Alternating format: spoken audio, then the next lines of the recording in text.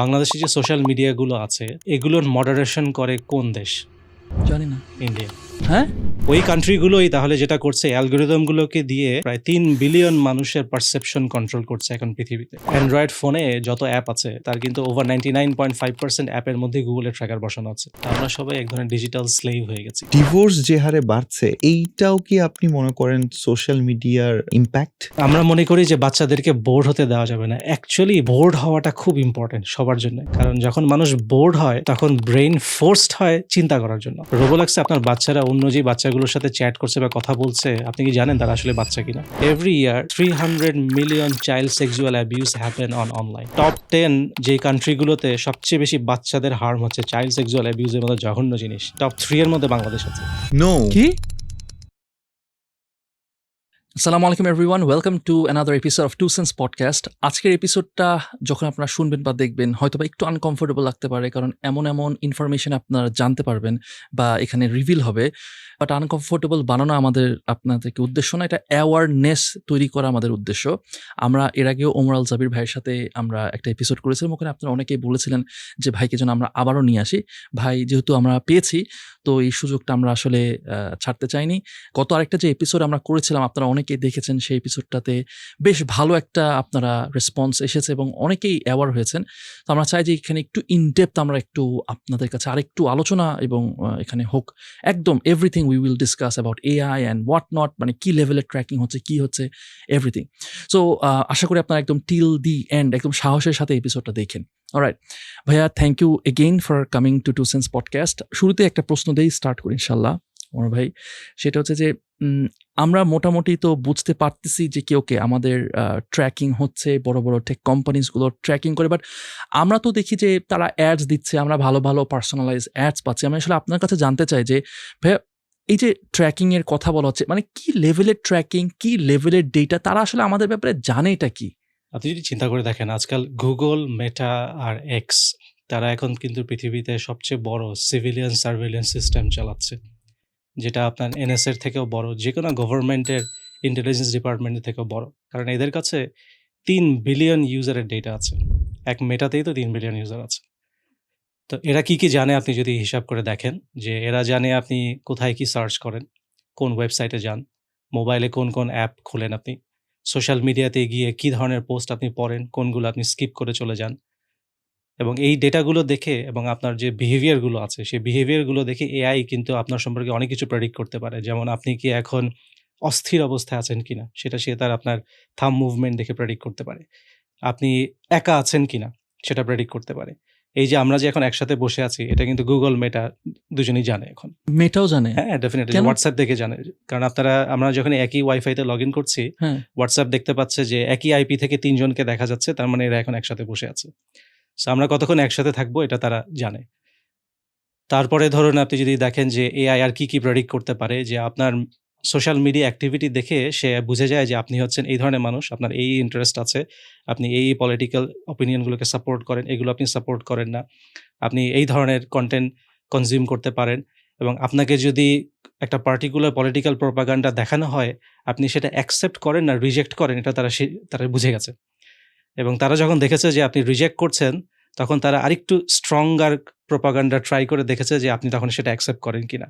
এবং এভাবে সে বুঝে গেছে যে আপনার কোন লেভেল অফ আপনার সফিস্টিকেশন আছে, এটা তারা বুঝতে পেরেছে। এই যে বিহেভিয়ার ডেটাগুলো, এগুলো কিন্তু খুব ভ্যালুয়েবল ডেটা, যে এটা কিন্তু জাস্ট সিম্পল ট্র্যাকিং না, যে আপনি কোথায় যাচ্ছেন তা না। আপনার সম্পর্কে, আপনার সাইকোলজি সম্পর্কে, আপনি কোনটা রাইট কোনটা রং মনে করেন, আপনি আপনার সাইকোলজিক্যাল স্টেট কখন কীরকম থাকে, আপনি এখন একজন ডিপ্রেশনের রোগী, নাকি আপনি একজন রাগী মানুষ, নাকি আপনি একজন খুব সহজেই আপনাকে যা দেওয়া হয় সেটাই আপনি মেনে নেন, কী ধরনের প্রোফাইল আপনার, এগুলো কিন্তু সব তারা এখন জানে। এবং এগুলো জানার পরে যেটা হয় যে সেই অনুসারে অ্যালগরিদম আপনাকে ডেটা সাপ্লাই দেয়। এখন অ্যালগরিদম তো আর নিউট্রালি কাজ করছে না, অ্যালগরিদমের পিছনে মানুষ আছে। সেই মানুষগুলোর পিছনে আছে হচ্ছে স্পেশাল 2টা কান্ট্রি, যাদের নাম না হয় নাই বললাম। ওই কান্ট্রিগুলোই তাহলে যেটা করছে, অ্যালগরিদমগুলোকে দিয়ে তারা প্রায় 3 বিলিয়ন মানুষের পারসেপশন কন্ট্রোল করছে এখন পৃথিবীতে। চিন্তা করে দেখেন যে কত বড় একটা পাওয়ার এটা। এই জায়গায় একটা প্রশ্ন করতে হয় যে এখনকার দিনে কি গভর্নমেন্ট বেশি পাওয়ারফুল নাকি টেক কোম্পানি, যে বড় বড় বিগ জায়ান্ট টেক কোম্পানিজগুলো বেশি পাওয়ারফুল? এদের দুজনের মধ্যেই আসলে এক ধরনের সিম্বায়োটিক রিলেশনশিপ আছে, একজন আরেকজনকে হেল্প করে। এটা দুজনে মিলে এখন পাওয়ারকে ডমিনেট করছে। একজনকে ছাড়া আরেকজন টিকবে না আসলে। এই যে মাস স্কেলের সার্ভেইলেন্স, এগুলোর পিছনে যদি গভর্নমেন্ট সাপোর্ট না থাকে, এই বড় বিগ টেকগুলো করতে পারবে না। আবার গভর্নমেন্ট যে এত ইউজারের ডেটা পাচ্ছে, এগুলো বিগ টেকগুলো না থাকলে গভর্নমেন্ট পেত না। গভর্নমেন্ট যে এখন সারা পৃথিবীতে মানুষের পারসেপশন ম্যানিপুলেট করতে পারে, ইলেকশন ম্যানিপুলেট করে ফেলতে পারে। ইলেকশনে এমন একজনকে উইন করাতে পারে, যাকে উইন করার কথা কেউ চিন্তাই করতে পারে না। যাকে 90% মানুষ সাপোর্ট করে না, তারপরেও সে উইন করে যাচ্ছে। কারণ তারা এই ফুল বিগ টেকের যে পাওয়ার, এটাকে ইউজ করেই কিন্তু হচ্ছে। তো এটাই হচ্ছে সমস্যা যে এখন এই গভর্নমেন্টগুলো বিগ টেকগুলোকে কন্ট্রোল করছে, বিগ টেকগুলোকে রিচ বিলিয়নিয়াররা কন্ট্রোল করছে। এরাই এখন ফুলি ডমিনেট করে রেখেছে আরকি। ভাই একটা জিনিস আমি নোটিস করছি যেমন গতবারের ইউএস ইলেকশনে যেমন ডোনাল্ড ট্রাম্পের ব্যাপারে প্রচণ্ড নেগেটিভিটি ছিল সোশ্যাল মিডিয়াতে, ইভেন বাংলাদেশেও আমি দেখতাম। এবার যখন ইলেক্ট হইল ডোনাল্ড ট্রাম্প, তার আগে কিন্তু ইভেন আমার ফিডেও প্রচুর পজিটিভ জিনিস আসা শুরু করলো। আপনার কাছে কি মনে হয় যে জিনিসটা কোইন্সিডেন্স নাকি এটা ইট ওয়াজ ফেড টু মি? এটা তো ডোনাল্ড ট্রাম্প নিজেই স্বীকার করেছে যে সে তো পাবলিকলি বোস্টফুলি বলে যে এই সোশ্যাল মিডিয়া এগুলো তার কন্ট্রোলে। আমাদের তো আর কারো কাছ থেকে শোনার দরকার নেই, কোনো কনস্পিরেসি থিওরিতে যাওয়া দরকার নেই। সে তো নিজেই পাবলিকলি বলে যে সে এগুলোকে ইউজ করছে। আর আপনাকে ইউএসকে নিয়ে চিন্তা করতে হবে না। আপনি যদি বাংলাদেশের ইলেকশন নিয়েও চিন্তা করে দেখেন, বাংলাদেশে যে সোশ্যাল মিডিয়াগুলো আছে, এগুলোর মডারেশন করে কোন দেশ? জানি না। ইন্ডিয়া। হ্যাঁ? মেটার প্রায় 20,000 কনটেন্ট মডারেটর আছে।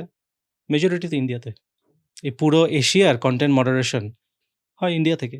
এশিয়াতে মানুষ মেটার প্রোডাক্টগুলোতে গিয়ে কি দেখে, কি দেখবে না, কোনগুলাকে প্রমোট করা হবে, কাদেরকে স্ট্রাইক দেওয়া হবে, কোন কনটেন্টগুলোকে সরিয়ে ফেলা হবে, এগুলো সবকিছু তো মডারেশন হচ্ছে তো ইন্ডিয়া থেকে। বাংলাদেশি, আবার অন টপ অফ দ্যাট মুসলিম, অথবা যদি বলি আগে মুসলিম অ্যান্ড বাংলাদেশি, এইরকম অনেকগুলো জায়গায় আমি একটু বদার্ড হচ্ছি এই বিষয়গুলায়, যে দুইটা দেশ কন্ট্রোল করতেছে, তারপর আবার ইন্ডিয়ার কথা আসতেছে। But on a regular day একজন মানুষ যে কিনা সহজ সরল জীবনযাপন করতেছে, সে এই বিষয়গুলোকে নিয়ে আসলে কতটা বদার্ড হওয়া তার উচিত, বা আদৌ কি তার কোনো খুব একটা যায় আসে? কজ তাদের তো এরকম চিন্তা হইতে পারে, আমি আসলে কি করব, এখানে আমার কি করার আছে? শুনতে হোপলেস শোনাতে পারে, কিন্তু আমরা সবাই এক ধরনের ডিজিটাল স্লেভ হয়ে গেছি। গুগল, মেটার, এক্সের স্লেভ হয়ে গেছি বলতে গেলে। এদের প্রোডাক্ট আমরা রেগুলারলি ইউজ করি। এদের অ্যালগরিদম আমাদেরকে যা দেখায় আমরা সেটাই বিশ্বাস করি। যা দেখায় না সেটা আমরা জানতে পারি না কোনোদিন। এরা আমাদেরকে সাইকোলজিক্যাল প্রোফাইল বানিয়ে যখন যেই সময় আমাদের যে ভালনারেবল দুর্বল মুহূর্তগুলোর অ্যাডভান্টেজ নেয় তারা আমাদের অপিনিয়ন চেঞ্জ করে ফেলে, পলিটিক্যাল অপিনিয়ন চেঞ্জ করে ফেলতে পারে। তারা আমাদেরকে অনেক সময় মেন্টালি আনস্টেবলও করে দিতে পারে। তারা আমাদেরকে এমন সব ডিস্টার্বিং কনটেন্ট দেখাবে যেগুলো দেখে আমি মেন্টালি আনস্টেবল হয়ে যাব।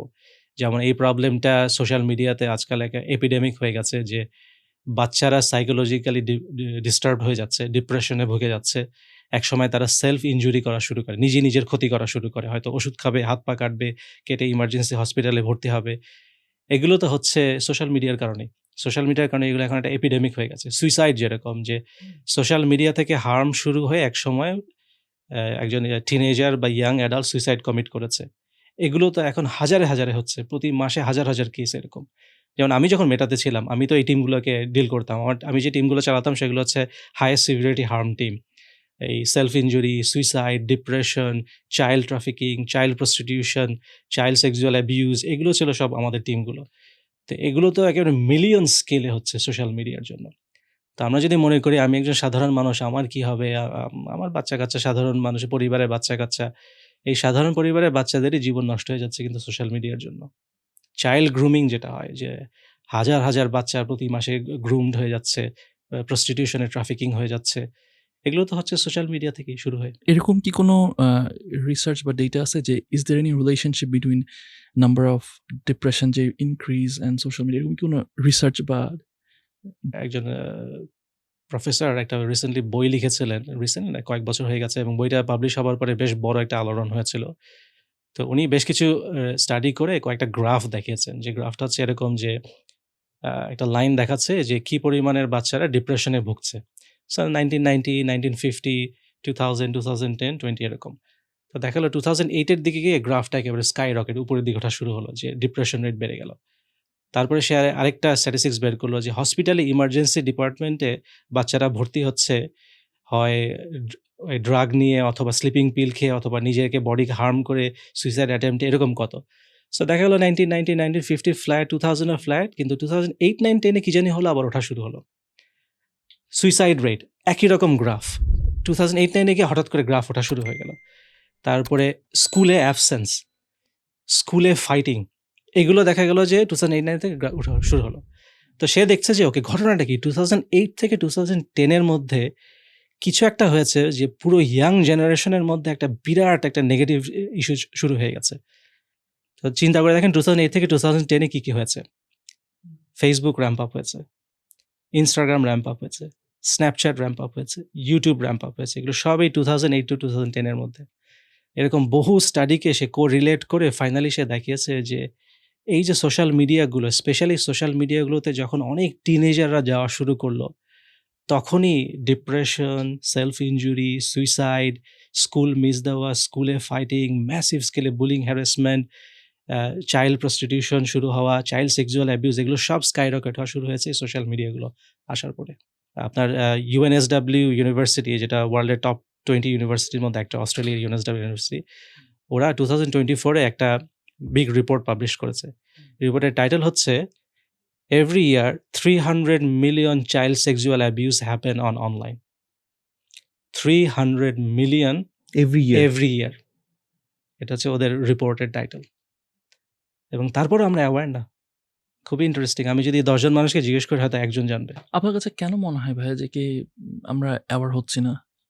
আপনি যদি আমাদের দেশের এই পত্রিকাগুলোতে দেখেন বা আমাদের দেশের সোশ্যাল মিডিয়াতে দেখেন, খুব একটা দেখবেন না এগুলো নিয়ে আলোচনা হয়। কিন্তু ওয়েস্টার্ন মিডিয়াতে কিন্তু বেশ ভালোই আলোচনা হয়। ওয়েস্টার্ন মিডিয়াতে আমি প্রতি সপ্তাহেই এরকম বড় কোনো ইনসিডেন্ট দেখি, যেগুলো নিয়ে অনেক তোলপাড় হয়, অনেক চিল্লাচিল্লি হয়। অনেক সময় দেখা যায় সোশ্যাল মিডিয়ার সিইও গুলোকে ডেকে নিয়ে যাওয়া হয়, সিনেটররা ডেকে নিয়ে যায়, গিয়ে ওদের হিয়ারিং হয়।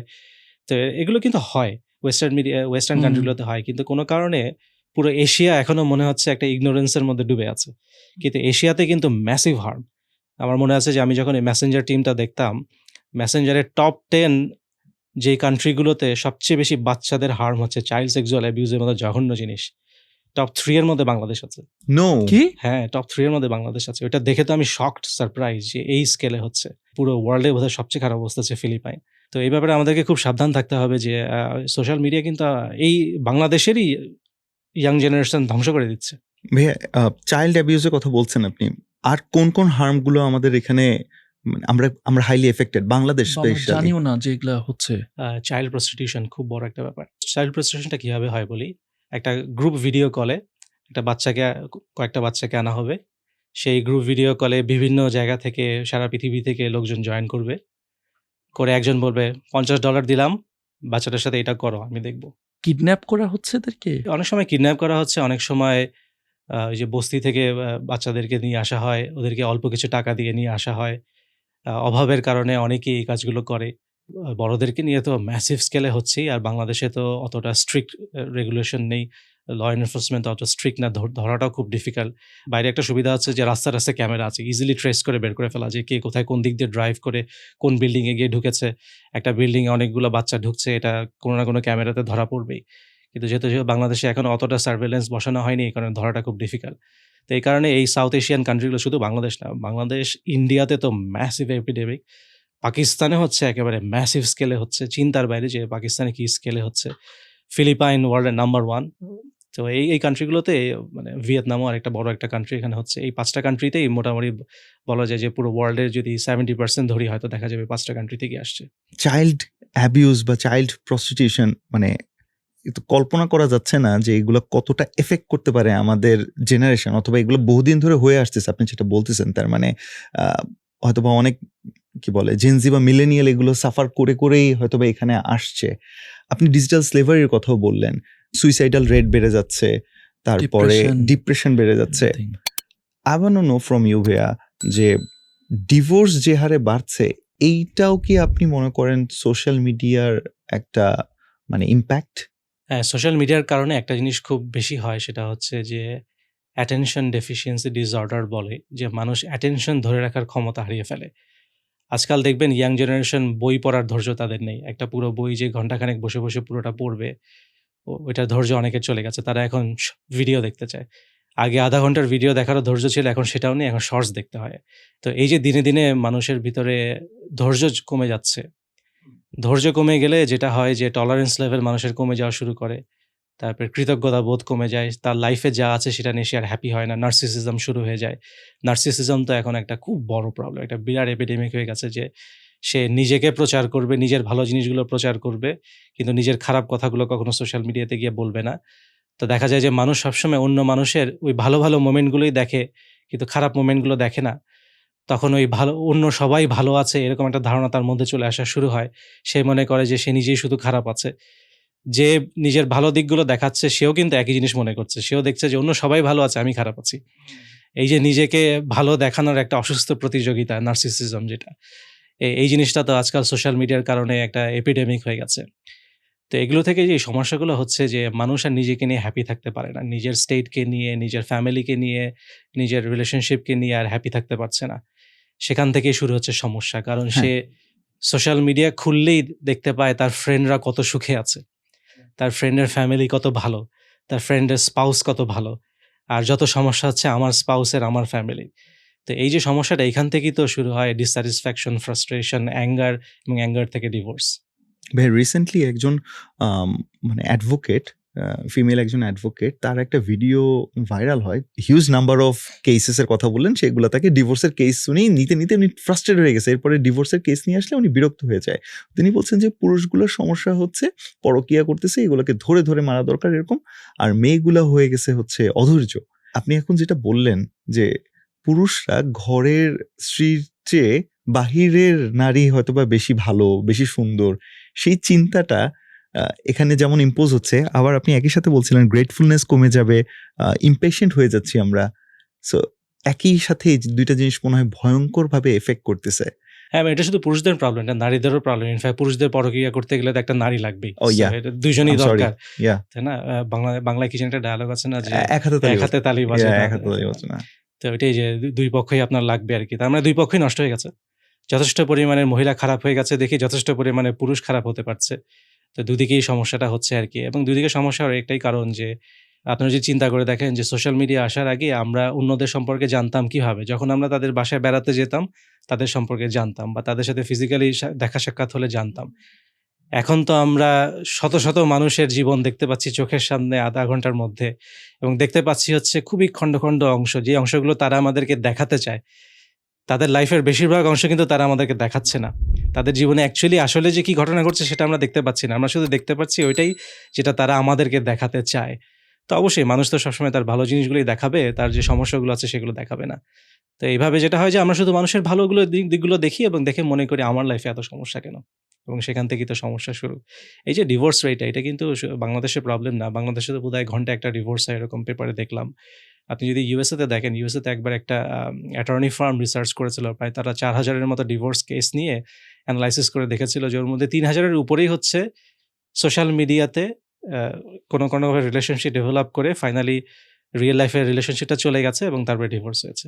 তো এই সোশ্যাল মিডিয়া না থাকলে কিন্তু এই ওভার ৩,০০০ মানে অলমোস্ট 70% ডিভোর্স হতো না। এটি হচ্ছে তাদের কনক্লুশন।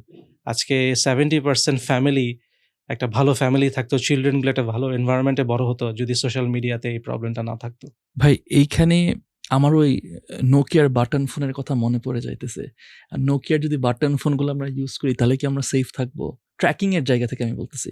হ্যাঁ, এই যে ডিজিটাল স্লেভ হয়ে যাচ্ছি আমরা এই বড়, বড় ৩ টা কোম্পানির, এটা থেকে আমাদের বাঁচার জন্য চেষ্টা করাটা দরকার।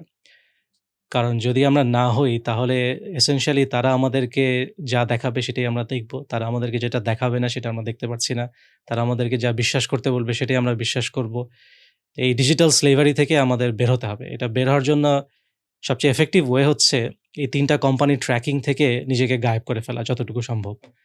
তো গায়েব করার জন্য অনেক টুল আছে। যেমন অ্যাড ব্লকার গুলো ইউজ করলে অনেকখানি ট্র্যাকিং বন্ধ হয়ে যায়। আমরা তো আমাদের কাফ থেকে যে প্রোডাক্ট গুলো বানিয়েছি, কাফ গার্ড, ওইটা ইনস্টল করলে Google অ্যাডস ব্লক হয়ে যাবে। অ্যাপস গুলোতেও ব্লক হয়ে যাবে। ওয়েবসাইটগুলোতে Google অ্যাডস আসবে না, মেটার অ্যাডস আসবে না। এই ট্র্যাকার গুলো বন্ধ করে দিলে তখন যেটা হয় যে এই কোম্পানিগুলো আমার সম্পর্কে এখন যে কন্টিনিউয়াসলি ডেটা পাচ্ছে সেটা তারা পাবে না। তারা মাঝে, মাঝে খণ্ড, খণ্ড ডেটা পাবে। বিভিন্ন সময় গিয়ে অল্প, অল্প কিছু হয়তো ফাঁক ফোকর দিয়ে ডেটা তাদের কাছে চলে যাবে, সেগুলো পাবে। এখানে একটা জিনিস বলে রাখি যে অ্যান্ড্রয়েড ফোনে যত অ্যাপ আছে তার কিন্তু ওভার 99.5% অ্যাপের মধ্যেই গুগলের ট্র্যাকার বসানো আছে। আর মেটার ট্র্যাকার বসানো আছে বোধহয় 42% অ্যাপের মধ্যে। তো আপনি অ্যান্ড্রয়েডে যেই অ্যাপই ইউজ করেন, আপনাকে গুগল বা মেটার অ্যাপ ইউজ করতে হবে না। একটা গেম ইউজ করেন বা অন্য যেকোনো অ্যাপ ইউজ করেন, আপনি কোনো একটা নামাজের অ্যাপও যদি ইউজ করেন, গুগল মেটা ডেটা পেয়ে যাচ্ছে। তো সেখান থেকে তারা আপনার প্রোফাইল কিন্তু বানাচ্ছে। তারা আপনাকে ডিজিটাল স্লেভে কনভার্ট করে ফেলছে। তো আপনাকে যেটা করতে হবে যে এরকম কিছু অ্যাপ ইউজ করতে হবে। কাভগার্ড একটা অ্যাপ যেটা ইনস্টল করলে এই ট্র্যাকারগুলো বন্ধ হয়ে যায়। তো যতটুকু সম্ভব তাদেরকে কম ডেটা দেওয়া যায়। আমরা এরকম একটা ব্রাউজারও বানিয়েছি। কারণ আমরা দেখলাম যে এই ক্রোম যে ব্রাউজারটা আছে ওটার সোর্স কোড যখন আমরা দেখলাম ওখানে প্রায় আমাদের ইঞ্জিনিয়ার রিপোর্ট করেছিল যে প্রায় 137 প্লেসে গুগলের কাছে ডেটা যাচ্ছে। তো তারপরে সে বসে, বসে সব বন্ধ করেছে। আমাদের কাভ ব্রাউজার কিন্তু এখন যথেষ্ট সেফ একটা ব্রাউজার। আমরা গুগলের কাছে খুব রেয়ারলি ডেটা যাবে। তো এগুলো সব আমরা বন্ধ করেছি যাতে গুগল ডেটা না পায়। তো সুবিধাটা হচ্ছে যখন আমি এভাবে নিজেকে গায়েব করে ফেলতে পারবো গুগল মেটার কাছ থেকে, তখন এই গুগলের অ্যালগরিদম কিন্তু আমার প্রোফাইলটা ঠিকমতো বানাতে পারবে না। সে বুঝতে পারবে না যে আমার পলিটিক্যাল বায়াস কোন দিকে, আমি কখন একা আছি বা আমি কাদের সাথে মিশি, আমি কোন জিনিসগুলো লাইক করি। এরকম এই প্রোফাইলটা তৈরি করার জন্য তার কাছে এনাফ ডেটা থাকবে না। কারণ তার কন্টিনিউয়াস ডেটা দরকার। সে যখন মাঝখানে, মাঝখানে হঠাৎ একটু, একটু করে ডেটা পাচ্ছে, মাঝখানে, মাঝখানে পাচ্ছে না, তখন সে ভুল করতে থাকবে। তো এভাবে যেটা সুবিধা হবে ওই অ্যালগরিদম তখন আমাকে আর কন্ট্রোল করতে পারবে না। তো আমি তখন নিজেই নিজেকে কন্ট্রোল করতে পারবো, নিজেই অ্যালগরিদমকে কন্ট্রোল করতে পারবো। এজন্য বেস্ট হচ্ছে যে গুগল মেটার ট্র্যাকিং থেকে নিজেকে গায়েব করে ফেলা, অ্যাড বন্ধ করে দেওয়া সব জায়গায়, যেভাবেই হোক, কাভগার্ড না হোক, অন্য সফটওয়্যার টুল হোক, যেটা হোক, এগুলো ইউজ করে নিজেকে পুরোপুরি গুগল মেটার সার্ভেইলেন্স থেকে বের হয়ে আসা। ভাই আমরা তো অ্যান্ড্রয়েড ইউজ করি বা আইফোন বা বিভিন্ন ফোন ইউজ করতেছি। এখন স্মার্টফোনের মধ্যে কি কোনো সেফ স্মার্টফোন আছে? বিকজ আমরা তো আর বাটন ফোন ইউজ করতে পারতেছি না। কিছু ফোন আছে। একটা সময় আমাদের বিশ্বাস ছিল যে চাইনিজ ফোনগুলো বোধহয় ভালো হবে। কিন্তু রিসেন্টলি আপনারা তো দেখেছেন স্যামসাং ফোনের মধ্যে যে ইসরায়েলি স্পাইওয়্যার বসানো আছে। স্যামসাং এর মধ্যে ফোনগুলোতে একটা অ্যাপ ক্লাউড নামে একটা সার্ভিস আছে, যেটা দেখে মনে হবে সে কোনো ক্লাউড সার্ভিস, এটার কি ক্ষতি থাকতে পারে? ওই অ্যাপ ক্লাউড হচ্ছে ইসরায়েলি ইন্টেলিজেন্স টিমের বানানো সার্ভিস। তো আজকাল চাইনিজ ফোনগুলোকেও বিশ্বাস করার কোনো উপায় নেই। তো আপনারা যেটা ইউজ করতে পারেন, গ্রাফিন ওএস নামে একটা অপারেটিং সিস্টেম আছে। এই অপারেটিং সিস্টেমটা দিয়ে যে ফোনগুলো বানানো হয়েছে, কিছু কাস্টম ফোন বানানো হয়েছে, ওই ফোনগুলো আপনারা যদি ইউজ করেন, ওগুলো অ্যাক্টিভিস্টরা ইউজ করে। সারা পৃথিবীতে অ্যাক্টিভিস্টরা, পলিটিশিয়ানরা এই গ্রাফিন ওএস ইউজ করে যাদের যেন এই বিগ টেকগুলো তাদেরকে ট্র্যাকিং করতে না পারে। ওই ধরনের ফোনগুলো আপনারা ইউজ করতে পারেন। বাট ওই ধরনের ফোন যদি পাওয়া খুব ডিফিকাল্ট হয়, অ্যান্ড্রয়েড ফোন বা আইফোন যেটাই আপনারা নেন না কেন, ওই কিছু সফটওয়্যার ইনস্টল করে ফেললে অনেকখানি মুক্ত থাকা যায়। আপনি পুরোপুরি ডিসঅ্যাপিয়ার হতে পারবেন না। এদের রাইট। সার্ভেইলেন্স সিস্টেম থেকে পুরোপুরি বের হওয়া সম্ভব না। যতক্ষণ সম্ভব গায়েব থাকা যায় এদের সার্ভেইলেন্স থেকে।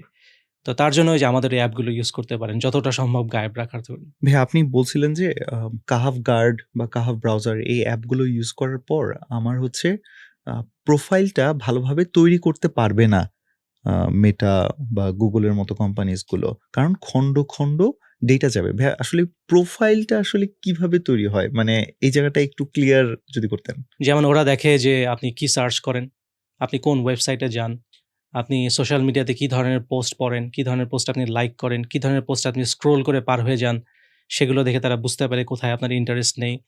আ আপনার কমেন্টের ধরন দেখে সে বুঝতে পারে আপনি কি ধরনের পার্সোনালিটি, আপনার কোন দিকে জ্ঞান আছে, কোন দিকে আগ্রহ আছে। তারপরে বিভিন্ন গেম-টেম যখন আপনি খেলেন তখন সেখান থেকে তারা ট্র্যাকিং ডেটা পায়। সেগুলো দেখে বুঝতে পারে আপনার ইন্টারেস্ট কি, আপনার লোকেশন কি সেটা দেখে বুঝতে পারে। আপনি কাদের সাথে মিশেন, কাদের সাথে বসেন। এই যে আমরা ৩ জন এখন একসাথে বসে আছি, এখান থেকে সে বুঝতে পারবে যে আপনার আমার মধ্যে মিল আছে কিছু ব্যাপারে। তো এভাবে বিভিন্নভাবে তারা আমাদের সম্পর্কে ডেটা কালেক্ট করে। তারপর এই ডেটাগুলো যখন এআই প্রসেস করে, সে প্রসেস করে আপনার সম্পর্কে একটা ধারণা তৈরি করার চেষ্টা করে যে আপনি কি ধরনের একজন মানুষ। আপনার উইক পয়েন্ট গুলো কি? আপনাকে কি, কি দেখালে আপনাকে আরো বেশি এনগেজ করা যাবে? আপনাকে কি দেখালে আপনি বেশি উত্তেজিত হয়ে যাবেন? সে যদি ডিসিশন নেয় যে আপনি একজন ডিপ্রেশনের রোগী, আপনার এখন মন খারাপ অবস্থা চলছে, তখন সে আপনাকে এমন জিনিস দেখাবে যে যখন যেগুলো দেখিয়ে আপনাকে সে কনভিন্স করে ফেলতে পারবে, যেটা হয়তো আপনি ডিপ্রেশনে না থাকলে কনভিন্সড হতেন না। তো এই সময় আপনাকে পলিটিক্যাল প্রোপাগান্ডা দেখাবে বা হয়তো ইসলাম সম্পর্কে অ্যান্টি ইসলামিক কিছু জিনিস আপনাকে দেখাবে। কারণ আপনি এখন দুর্বল অবস্থায় আছেন, আপনি ইজিলি বিলিভ করে ফেলবেন, বিশ্বাস করে ফেলবেন। তো এইভাবে আপনাকে ম্যানিপুলেট করবে। তো এই এআই মডেলগুলো বানানোই হয়েছে আপনাকে বোঝা, আপনার মানসিকতাটাকে বোঝা, আপনার দুর্বলতাকে বোঝা। তারপরে আপনাকে কোন কনটেন্ট কখন দিলে সবচেয়ে ভালোভাবে আপনাকে হিট করবে, সেই সময়টা বের করা এবং তারপর আপনাকে সেটা দেওয়া। কারণ এই সোশ্যাল মিডিয়াগুলো সবারই টার্গেট হচ্ছে যত বেশি সম্ভব আপনাকে এঙ্গেজ রাখা, ওদের অ্যাপগুলোতে যত বেশি সম্ভব আপনাকে ধরে রাখা। এর জন্য যা দেখানো দরকার আপনাকে সেটাই তারা দেখাবে। এবং আপনার উপরে তারা কিন্তু এক্সপেরিমেন্ট করে, কন্টিনিউয়াসলি এক্সপেরিমেন্ট করে। এক্সপেরিমেন্ট করে দেখে কোন কনটেন্ট আপনি কুইকলি স্ক্রল করে পার হয়ে যান। ও তখন শিখে নেয় এই কনটেন্ট এরপরে আর তাকে দেখানো যাবে না। কারণ হয়তো সে তখন অ্যাপ বন্ধ করে দিয়ে চলে যাবে। আপনি কোন কনটেন্ট আপনি এঙ্গেজ হন, কোন কনটেন্ট আপনি অনেকক্ষণ তাকিয়ে থাকেন, লাইক করেন, কমেন্ট করেন, সেই অনুসারে কিন্তু সেগুলো আপনাকে বেশি করে দেখাবে। এদের কাজই হচ্ছে আপনাকে যত বেশি সম্ভব অ্যাপের মধ্যে ধরে রাখা। কারণ আপনি চিন্তা করে দেখেন যে ধরে রেখে লাভটা কি? যদি আপনাকে ১ মিনিটও তারা দিনে বেশি সময় ধরে রাখতে পারে, পুরো বছরের প্রায় 365 মিনিটস আপনাকে বেশি ধরে রাখতে পারল। এটার জন্য হয়তো সোশ্যাল মিডিয়া কোম্পানিগুলো আপনার কাছ থেকে বছরে হয়তো $20-30 বেশি আর্ন করতে পারবে। তো এখন এটাকে আপনি মাল্টিপ্লাই করেন, ধরেন ১০০ মিলিয়ন মুসলিমকে দিয়ে। ১০০ মিলিয়ন মুসলিমকে দিনে যদি তারা ১ মিনিটের বেশি সোশ্যাল মিডিয়াতে ধরে রাখতে পারে, তারা কয়েক বিলিয়ন ডলার আর্ন করতে পারবে। তো এটাই হচ্ছে তাদের লাভ। এর জন্য যখনই দেখবে আপনার স্ক্রল স্পিড কমে যাচ্ছে, মনে হচ্ছে আপনার আগ্রহ বোধহয় শেষ হয়ে যাচ্ছে, আপনি অ্যাপ ছেড়ে চলে যাবেন, সাথে এমন একটা ভিডিও দিবে আপনাকে, আপনি আবার আটকে যাবেন। তো এভাবেই অ্যালগরিদমগুলো আপনাদেরকে ম্যানিপুলেট করে। আমরা তো দেখা যায় ভাই নিয়মিত ফেসবুকে খরচ করি। মানে একটা হচ্ছে আপনি বলছেন ধরে রাখা। হ্যাঁ, একজন জেনারেল ইউজার যে কিনা অ্যাডভার্টাইজমেন্টের পেছনে খরচ করে না, তাকে আমরা অ্যাড দেখানোর জন্যও তো টাকা খরচ করি। সো এখন জাস্ট একজন ইউজার হিসেবে যে আমি কন্টেন্ট কনজিউম করি, আমি বেশি থাকলে ওদের লাভ, আবার আমি তো অ্যাডভার্টাইজও করি, তাও ওদের লাভ। এখন তাইলে কি এগুলো করবো না? কারণ আমি তো আমার দেশের মানুষজনকে যদি আমি কোনো প্রোডাক্ট দেখাইতে হয়, তাকে তো সোশ্যাল মিডিয়া আমাকে অ্যাডও দিতে হয়। মানে এখানে কি করবো ভাইয়া? যতটুকু সম্ভব কমানো যায় সেদিকে চেষ্টা করা দরকার। পুরোপুরি সোশ্যাল মিডিয়ার উপর আমাদের ফুল অ্যাডভার্টাইজমেন্ট বাজেট ডেডিকেট না করে হয়তো আমরা ডিরেক্টলি পার্টনারশিপে যেতে পারি। বিভিন্ন পপুলার অ্যাপ যেগুলো আছে, যেগুলো ইউজ করে, ওই অ্যাপের মধ্যে আমরা ডিরেক্টলি অ্যাড দেওয়ার ব্যবস্থা করতে পারি। গুগল হয়ে না দিয়ে ডিরেক্টলি ওই অ্যাপের মধ্যে অ্যাডগুলো দেওয়া। যেমন ধরেন আমাদের একটা অ্যাপ আছে মুসলিমস ডে অ্যাপ, ওটাতে প্রায় 5 মিলিয়ন ইউজার আছে। তো ওখানে অ্যাড দিলে ৫০ লক্ষ মুসলিমের কাছে আপনি টার্গেটেড অ্যাডভার্টাইজমেন্ট করতে পারছেন। এটা তো একটা বিরাট ব্যাপার। আ তো এরকম বেশ কিছু অ্যাপ আছে যেগুলো 10 মিলিয়ন ইউজার আছে বাংলাদেশে। তো এই অ্যাপগুলোর সাথে হয়তো ডিরেক্ট পার্টনারশিপে যেতে পারেন। গুগল আর মেটাকে টাকা না দিয়ে ডিরেক্টলি তাদেরকে টাকা দিলেন। মুসলিমদের টাকা মুসলিমদের মধ্যেই সার্কুলেট হলো। এই মুসলিমদের মধ্যে এভাবে ইকোনমি তৈরি হবে। অনেক অ্যাড এজেন্সি আছে। আমরা নিজেরাই তো এরকম একটা অ্যাড সার্ভিস চালু করেছি যেন আমরা গুগল মেটার অ্যাড থেকে আমরা নিজেদেরকে মুক্ত করতে পারি। কাফ অ্যাডস যেটা। যে আমরা কাফ অ্যাডস এর মধ্যে অ্যাড দিলে সেই অ্যাডগুলো ডিরেক্টলি এরকম বেশ কিছু মুসলিম অ্যাপের মধ্যে চলে যায়। গুগল মেটা হয়ে যায় না। একটু ক্লিয়ার ডিরেক্টলি করবেন চলে ভাইয়া যায়। প্লিজ। যেমন ধরুন আপনি আপনার বিজনেসকে মুসলিমদের কাছে প্রমোট করতে চান। তা আপনি কাফ অ্যাডসকে দিয়ে বলবেন যে এই হচ্ছে আমার কিছু ছবি, কিছু ব্যানার, এগুলোকে এই মুসলিমগুলোর কাছে প্রচার করা হোক। আমরা প্রতি মাসে প্রায় 100 to 120 মিলিয়ন টাইমস অ্যাড দেখাতে পারি আমাদের অ্যাপে। তো আমরা আপনাদের অ্যাড নিয়ে দেখানো শুরু করলাম। আপনাদেরকে ধরেন 10 মিলিয়ন অ্যাড ইমপ্রেশন দিলাম যেন আপনি দেখাতে পারেন। তো এরকম আমরা আস্তে বিভিন্ন বড় ওয়েবসাইটগুলোতে চলে যাচ্ছি, বিভিন্ন নিউজগুলোতে চলে যাচ্ছি। যে গুগলের পাশাপাশি আমাদের কাফ অ্যাডসও থাকবে এবং তারা এটাতে রাজি যে যদি কাফ অ্যাডস থেকে অ্যাড আসে তাহলে তারা গুগল অ্যাডস দেখাতে চায় না। সো ১ম এ কাফ অ্যাডসে অ্যাড থাকলে ওটা দেখাবে, কাফ অ্যাডস থেকে কোনো অ্যাড না থাকলে তারা গুগলের অ্যাড দেখাবে। এটাতে অনেকে রাজি হয়ে গেছে, দেখলাম যে আলহামদুলিল্লাহ এটা একটা বড় সাকসেস হচ্ছে এবং অনেকের মধ্যেই সচেতনতা আছে যে তারাও খারাপ ফিল করে যে গুগল থেকে প্রতি মাসে আমার কাছে টাকা আসছে, নিতেও তো খারাপ লাগে। তো এটার কোনো অল্টারনেটিভ আছে কিনা? এটা অনেকেই খুঁজছে, অনেকদিন থেকে খুঁজছে। তো আলহামদুলিল্লাহ আমরা তো এই অল্টারনেটিভ তৈরি করেছি। এখন যেকোনো ওয়েবসাইট ইচ্ছা করলে আমাদের কাফ অ্যাডস বসিয়ে দিতে পারে। আমাদের কাছে যদি অ্যাড থাকে সেটা আগে যাবে, না থাকলে তার ব্যাক টু গুগল অ্যাডস আসবে বা মেটার অ্যাডস আসবে। যে আমাদের মাশাআল্লাহ। অলরেডি প্রায় ৩০ জনের উপরে অ্যাডভার্টাইজার আছে যারা আমাদের প্ল্যাটফর্মে অ্যাডভার্টাইজ করছে। আমাদের প্রায় ওভার 5 মিলিয়ন ইউজার বেসের কাছে তাদের অ্যাডগুলো যাচ্ছে। আমরা হয়তো গুগল মেটার মতো অত এফেক্টিভলি টার্গেট অ্যাড করতে পারবো না। কারণ আমাদের কাছে অত ডেটা নেই। আপনি কখন কি করেন না করেন সবকিছু আমরা জানি না। আপনার সম্পর্কে পুরো প্রোফাইল আমরা হয়তো এখনো বানাইনি। এই কারণে হয়তো আমরা খুব টার্গেটেড অ্যাড করতে না পারলেও মোটামুটি এট লিস্ট একটা টার্গেটিং আমরা করতে পারবো যেটা গুগল মেটা করতে পারে না। সেটা হচ্ছে যে আপনি একজন মুসলিম। আপনি গুগল মেটে অ্যাড দেওয়ার সময় কিন্তু সিলেক্ট করতে পারবেন না মুসলিমদেরকে শুধু অ্যাডটা দেখাও। যেটা আমাদের সিস্টেমে অ্যাড দেওয়া মানেই হচ্ছে মুসলিমদের কাছে অ্যাড যাচ্ছে। তো এই এটলিস্ট এই টার্গেটিংটা বাই ডিফল্ট পেয়ে যাচ্ছে অ্যাডভার্টাইজাররা। এই কারণে অনেক মুসলিম বিজনেস যারা আছে, যারা চায় যে মুসলিমদের কাছে তাদের প্রোডাক্ট যাক, তারা আমাদের কাফ অ্যাডসের হয়ে অ্যাড দিচ্ছে। তো যত এরকম ওয়েবসাইট, যত অ্যাপ আমাদের এই কাফ অ্যাডসের স্ক্রিপ্টটাকে বসাবে, তত বড় অডিয়েন্স আমরা পাবো, তত বেশি টাকা গুগল মেটাকে না দিয়ে ডিরেক্টলি মুসলিম পাবলিশারদের কাছে যাচ্ছে। মুসলিমদের মধ্যে সার্কুলেট হচ্ছে। তো এই যে একটা হালাল ইকোনমি তৈরি করা, এটা কিন্তু আমরা কাহাফ অ্যাডস থেকেই আমরা শুরু করেছি যে মুসলিমদের টাকা মুসলিমদের মধ্যে সার্কুলেট হোক, বাংলাদেশের টাকা ডলার হয়ে দেশের বাইরে না যাক। এটাতে কিন্তু বাংলাদেশে একটা অনেক বড় ক্ষতি হয়। আমাদের বাংলাদেশিদেরকে আমরা অ্যাড দেখাবো বাইরে আমেরিকাতে টাকা পাঠিয়ে, ব্যাপারটা তো শুনতেও খারাপ লাগে। এটার একটা অল্টারনেটিভ সলিউশন আমাদের সবার একসাথে তৈরি করা দরকার। তো আসুন আমরা সিরিয়াসলি চেষ্টা করি এরকম একটা তৈরি করার, কোটি, কোটি টাকা বাংলাদেশেই থেকে যাবে। বাংলাদেশের মধ্যে ইকোনমিতে সার্কুলেট হবে। আমার কাছে মনে হয় যে এটা মানে মানে খুবই ভালো একটা ইনিশিয়েটিভ নিতেছেন। মানে ডেফিনিটলি ভেরি বিগ ইনিশিয়েটিভ। যদি কেউ যারা যে অডিয়েন্স দেখতেছেন এখন, তারা যদি আপনাদেরকে ধরেন হেল্প করতে চায়, আপনাদের সাথে কাজ করতে চায়, কিভাবে করতে পারবে? আপনারা kafads.com এ গিয়ে আমাদের সাথে কনট্যাক্ট করলেই হবে। আমরা তখন আপনাদের সাথে একসাথে হয়ে কাজ করে আপনাদের অ্যাডভার্টাইজমেন্টগুলোকে আমাদের প্ল্যাটফর্মে নিয়ে আসবো। প্লাস আপনার যদি একটা পপুলার ওয়েবসাইট থাকে বা অ্যাপ থাকে যেখানে আপনি এরকম হালাল অ্যাড দিতে চান, আপনি গুগলের হারাম অ্যাড আর শো করতে চান না।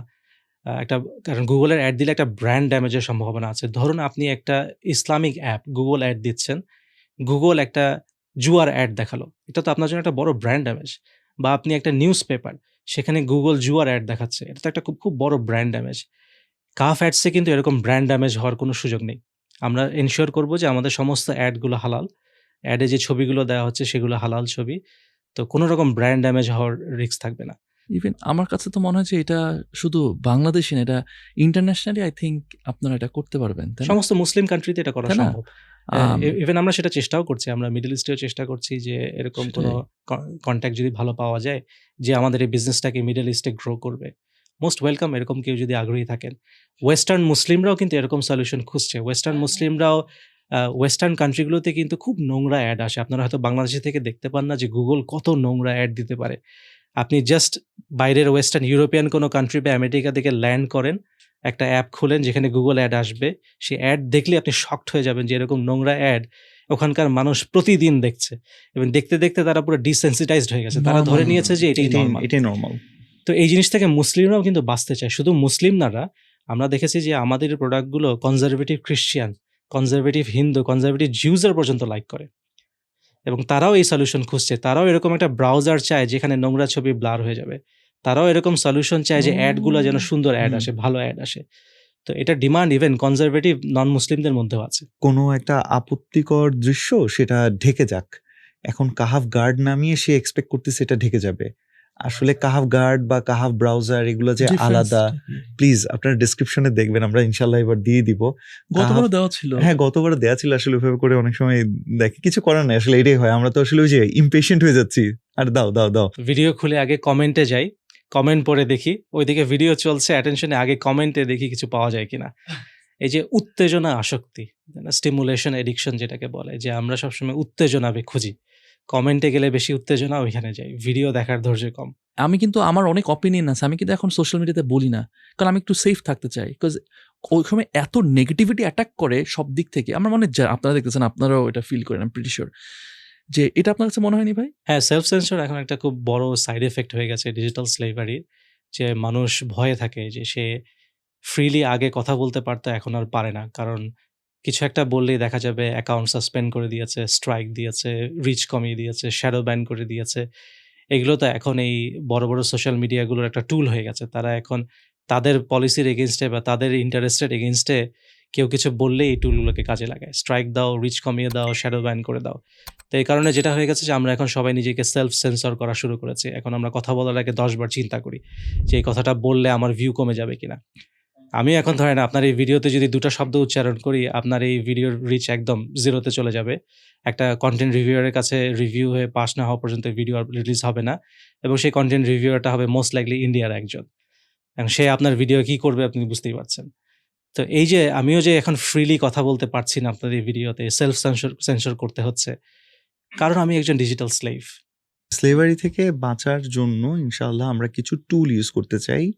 সো সেটা কাহাফ যেহেতু খুব দারুণ কাজ করতেছে ভাইয়া, কাহাফের প্রোডাক্টগুলো যদি ভাই একটু আমাদেরকে জানাতেন যে এটা এই কাজ করে, এটা এই কাজ করে, এরকম প্লিজ ভাই। যেমন কাফ গার্ড হচ্ছে যে আপনি যদি আপনার মোবাইল বা ডেস্কটপ পিসিতে ইনস্টল করেন, তাহলে সে যেটা করছে, সে দেখছে যে আপনার ডিভাইসটা থেকে ইন্টারনেটের কোন, কোন সাইটে যাওয়া হচ্ছে। সেই সাইটগুলো যদি ভালো সাইট না হয়, অ্যাডের site, porn, gambling, anti Islamic website, drugs, LGBT টাইপের ওয়েবসাইট, কিছু ভায়োলেন্ট গেমও আছে। Roblox, Fortnite, extremely violent game, ওইরকম দেখতে পেলে সে সেগুলোকে ব্লক করে দিবে। তো এটা হচ্ছে জাস্ট সাইট ব্লক করা। প্লাস কাফগার্ডে আরও কিছু ফিচার আছে যে আপনি সেট করে দিতে পারেন যে আমি যেন দিনে 1 ঘন্টার বেশি সোশ্যাল মিডিয়া করতে না পারি, নিজেকে কন্ট্রোল করা। বিউটিফুল।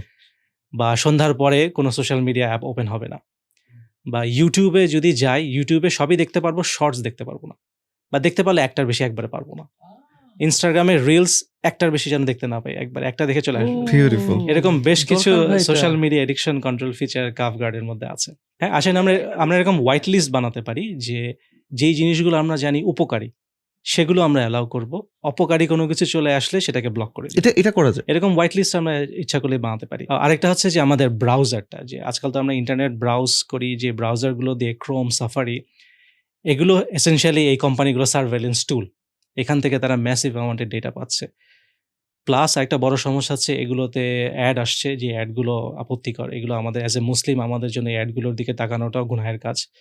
আমরা অনেক সময় রিয়ালাইজ করি না যে ডেইলি ইন্টারনেট ব্রাউজ করতে গিয়ে আমরা যে ছবিগুলো দেখি সেগুলো দিকে আমরা যদি কখনো একবারও যদি মনোযোগ দিয়ে তাকাই, সাথে সাথে কিন্তু আমাদের একটা কবিরা গুনাহ লেখা হয়ে গেল। এটা কিন্তু ছোট গুনাহ না, এটা কিন্তু মেজর সিন, যে কোনো রকম হারাম কিছুর দিকে তাকানো। তো ডেইলি আমরা কিন্তু এরকম শত শত হারাম ছবির দিকে তাকাচ্ছি, শত শত কবিরা গুনাহ লেখা হচ্ছে আমাদের just regular day to day internet browse করার কারণে।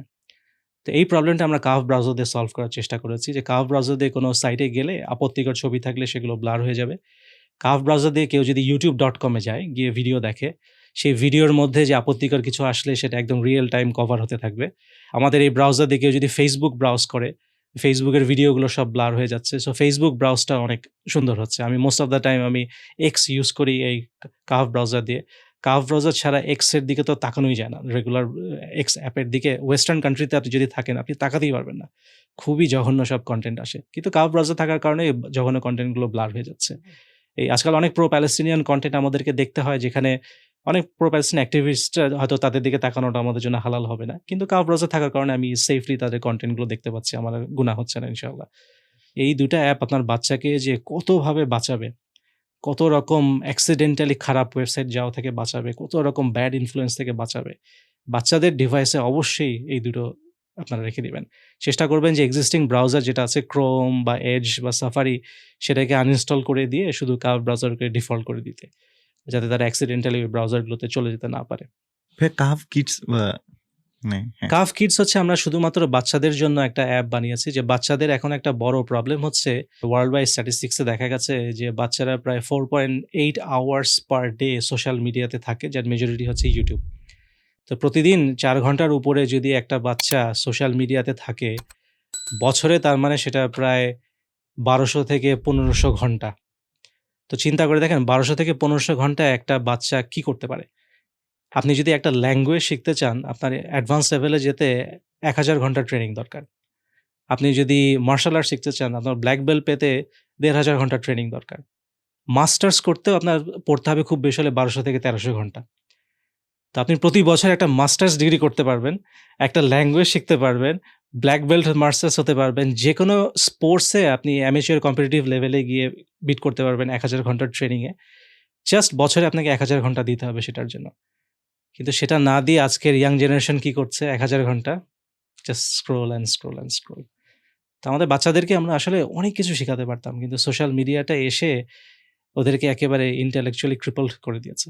ভাই সোশ্যাল মিডিয়া তো ডেফিনেটলি নেগেটিভ অনেক কিছু আছে, কিন্তু সোশ্যাল মিডিয়া থেকে তো আমরা অনেক কিছু শিখছি। যেমন আমি নিজেই পার্সোনালি অনেক বিজনেস টিপস, ট্রিক্স, মার্কেটিং শিখতেছি, এবং যারা আপনারা যখন দেখতেছেন এটা কিন্তু সোশ্যাল মিডিয়াতেই দেখতেছেন। মানে এখানে তো একটা ডিলেমা কাজ করে যে ভাই আমি যদি সোশ্যাল মিডিয়াটা ছেড়ে দেই, আমি যদি ফোন না ইউজ করি, সোশ্যাল মিডিয়া না ইউজ করি, হয়ে যাব, আমি তো দুনিয়া তাহলে তো সম্বন্ধে আমি এই জানবো না, জিনিসটা আর তো শিখতে পিছিয়ে যাব। পারতেছি না, পিছিয়ে যাচ্ছি। এটা কিভাবে চিন্তা করবো ভাই বলেন তো? আমি কিন্তু মানুষকে বলবো না যে সোশ্যাল মিডিয়া থেকে একদম বন্ধ করে দিতে। আপনি চিন্তা করে দেখেন যে এই যে প্যালেস্টিনিয়ান ক্রাইসিসটা, গাজার যে ক্রাইসিসটা, এটা যে সারা ওয়ার্ল্ড জানতে পারলো মোস্টলি টিকটকের কারণে। এবং ইন্টারেস্টিংলি এই যে ইয়াং জেনারেশনের মধ্যে যে এত বড় অ্যাওয়ারনেসটা হলো, এত বড় মুভমেন্টটা হলো, এটা টিকটক না থাকলে হতো না। এখন ঘটনা হচ্ছে, আপনি যদি চিন্তা করে দেখেন যে সোশ্যাল মিডিয়াগুলোতে আমরা কতক্ষণ ভালো কন্টেন্ট কনজিউম করি আর কতক্ষণ খারাপ কন্টেন্ট কনজিউম করি। আপনি হয়তো এই 2 সেন্টের একটা পডকাস্ট দেখতে গেছেন, কিছুক্ষণ দেখে তারপরে রিলেটেড ভিডিওস একটা ক্লিক করেছেন, তারপর ওইটা কিছুক্ষণ দেখে আরেকটা শর্টসে গেছেন, 10-12টা শর্টস দেখে তারপর যে 1 ঘন্টা কোথায় শেষ হয়ে গেছে ঠিক নেই। তো দেখা যায় যে সোশ্যাল মিডিয়া থেকে আমরা বেনিফিট পাই অবশ্যই, কিন্তু ক্ষতিটা দেখা যায় প্রায় সবার বেলাতেই বেশি ক্ষতিটাই হচ্ছে। নিজেকে কন্ট্রোল করাটা খুব ডিফিকাল্ট, এবং ডিফিকাল্ট হওয়ার কারণ হচ্ছে অ্যালগরিদম। সেই অ্যালগরিদম তো মাস্টার অ্যাট ম্যানিপুলেটিং পিপল। ওই অ্যালগরিদমকে সাইকোলজিস্টরা বসে, বসে অ্যালগরিদম বানিয়েছে যে কিভাবে মানুষের সাইকোলজিকে ওভারকাম করে, মানুষের রেজিস্ট্যান্সটাকে ওভারকাম করে কিভাবে তাকে এডিক্টেড করে ফেলা যায়। এটা তো একেবারে সাইকোলজিস্ট হায়ার করে অ্যালগরিদমগুলো বানিয়েছিল। তো ওটাই আপনাকে খেয়াল রাখতে হবে যে আপনি নিজেকে কতখানি কন্ট্রোল করতে পারছেন। ১ সপ্তাহে আপনি যে সোশ্যাল মিডিয়া ইউজ করেছেন তার মধ্যে কত ঘন্টা ছিল ভালো কাজ আর কত ঘন্টা ছিল খারাপ কাজ। যদি খারাপ কাজটা বেশি হয় তাহলে হয়তো আপনার জন্য সোশ্যাল মিডিয়া ইউজ না করাটাই বেটার। এই যে সোশ্যাল মিডিয়াতে আমরা যে ইনফরমেশনগুলো কনজিউম করি, বেশিরভাগ ইনফরমেশনই কিন্তু আমার জন্য আননেসেসারি। এই ইনফরমেশনগুলো জেনে আমি কিন্তু পৃথিবীর কোনো কিছু চেঞ্জ করতে পারছি না। আপনি চিন্তা করে দেখেন যে এই যে ৪ থেকে ৫ ঘন্টা দৈনিক গড়ে মানুষ অনলাইনে সোশ্যাল মিডিয়াতে স্পেন্ড করে। দিনে যদি কেউ ৪ থেকে ৫ ঘন্টা বই পড়তো, সে বছরে ৩৫০ টা বই পড়তে পারত। একটা মানুষ ১ বছরে যদি ৩৫০ টা বই পড়ে, সেই মানুষের জ্ঞান কোথায় যাবে? তার কি আর সোশ্যাল মিডিয়া থেকে ইনফরমেশন জানার দরকার আছে? সে তো সারা পৃথিবীর সবকিছু জেনে যাচ্ছে বই পড়ে। তো এই ৩৫০ টা বই পড়ব বছরে, নাকি আমি 0 বই পড়ে ২০০০ ঘন্টা সোশ্যাল মিডিয়াতে থাকবো? এটা চিন্তা করে দেখতে পারি আমরা। এখন আমি একটা ট্র্যাক করি নিজেকে।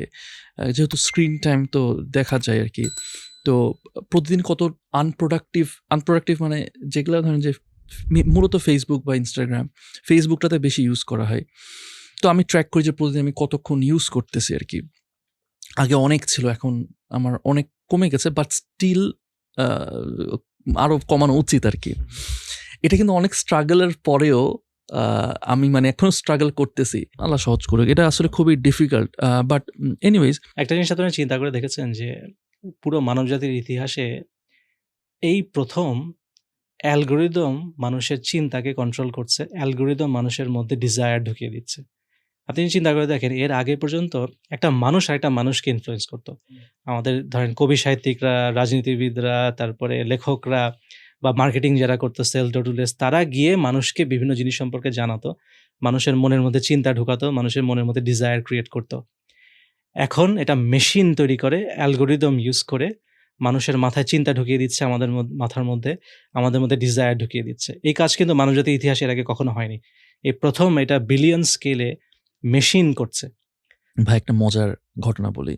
তো আগে আমি যে জিনিসটা করতাম, আমি আগে প্রচুর পরিমাণের YouTube এ শর্টস, Facebook এ এরকম ইনফরমেশন মানে মার্কেটিং, বিজনেস এরকম আমার অনেক ভিডিও আসতো। তো দেখতাম আমি সারাদিন, ভালোই লাগতো। তো আমার কাছে মনে হতো আমি অনেক কিছু শিখতেছি। তো পরে রিয়ালাইজ করলাম যে আসলে আমি কোনো কিছু রিটেন করতে পারতেছি না। মানে আমার মাথায় থাকতেছে না। আমি এপ্লাই করতে পারতেছি না। মানে এগুলো তো ফোমো কাজ করে যে আল্লাহ এত ইনফরমেশন, আমি আহারে এই ট্রিক এপ্লাই করব, ওই ট্রিক এপ্লাই করব, রাইট? সো এই চক্করে পড়ে আমরা খালি একটা ফ্যালাসির মধ্যে আরকি। মজার ব্যাপার হইতেছে যে তারপর আমি আমার স্ক্রিন টাইমটাকে একদম কমায় দিলাম। আমি যা জানি, যতটুক জানি ওটাই let's apply those things and I started doing that. কালকে না পরশুদিন আমি জাস্ট YouTube এ একটা শর্টস দেখছি ভাই। একটা যেহেতু আমাকে টার্গেট করেই কনটেন্টটা আসা, তো খুব সুন্দর এই এমন একটা আইডিয়া দিয়েছে যে আইডিয়াটা আমার কাছে, আরে এই সময় তো আমি খুঁজতেছিলাম এই টাইপের আইডিয়া। আরে জোস তো! তো সাথে, সাথে আমি আমার টিম মেম্বারকে পাঠালাম এবং ওই আইডিয়া যেটা শেয়ার করছে, সেই আইডিয়াটা আমার কাছে এখনো রিটেন করতেছে। বিকজ ওই ভিডিওটা দেখার পরে আমি আর কোনো ভিডিওই দেখিনি। জাস্ট ওই ভিডিওটা নিয়ে আমি জাস্ট চিন্তা করা শুরু করলাম যে কি, ইউ নো হোয়াট? আচ্ছা, এটা আমি কিভাবে আমার বিজনেসে বা আমার আ ইয়াতে এপ্লাই করতে পারবো। মানে বুঝছিস? মানে একটা ভিডিও দেখার পর বারবার যদি ওই সেগমেন্টেরই আরো ভিডিও আমি দেখতে থাকি, সো আল্টিমেটলি তো আর রিটেইন করতে পারতেছি না। মানে আমি কোনো কাজে লাগাচ্ছি না। ভাইয়া তাহলে এর চেয়ে বেটার না যে মানে আমি এখন আমার ফেসবুকটাই আনইনস্টল করে রাখি। যে মানে আমার জীবনে যতগুলো নলেজ আছে সেই দিয়েই চলি। মানে লিটারালি আই এম কনসিডারিং যে আফটার দিস এপিসোড মানে I will have to uninstall my আমার ফেসবুক। মনে হয় না যে that is a solution. Human ব্রেইনের একটা ক্যাপাসিটি আছে যে সে একটা পার্টিকুলার অ্যামাউন্টের ইনফরমেশন যদি আপনি শর্ট টার্ম মেমোরিতে ভরেন, এর বেশি ইনফরমেশন ভরলে আর সে ধরে রাখতে পারবে না। সে ওভারলোড হয়ে যাবে, এরপরে আর ঢোকাতে পারবে না। তো এখন একটা শর্টস বা ধরেন ৫ মিনিট বা ১০ মিনিটের একটা ভিডিওতে অনেক ইনফরমেশন থাকে। এই কন্টিনিউয়াসলি 20 ফ্রেমস পার সেকেন্ডে ভিডিও আপনার চোখের মধ্যে দিয়ে ব্রেইনে যাচ্ছে। অডিও প্রসেস করতে হচ্ছে। তো এগুলো একটা ব্রেইনের জন্য কিন্তু হিউজ অ্যামাউন্টের ইনফরমেশন। আজকাল আপনি যদি চিন্তা করে দেখেন ১ ঘন্টায় আমরা যেই পরিমাণের ইনফরমেশন অ্যাকোয়ার করি, আমাদের আগের জেনারেশন যখন ইন্টারনেট ছিল না বা সোশ্যাল মিডিয়া ছিল না, তারা কিন্তু ১ সপ্তাহেও এত ইনফরমেশন অ্যাকোয়ার করতো না। তো আমরা কিন্তু এখন একটা অ্যাবনরমাল অ্যামাউন্টের লোড আমাদের ব্রেইনের মধ্যে দিচ্ছি, যেটা এর আগে মানবজাতির ইতিহাসে কখনো মানুষের ব্রেইনে এত লোড পড়েনি।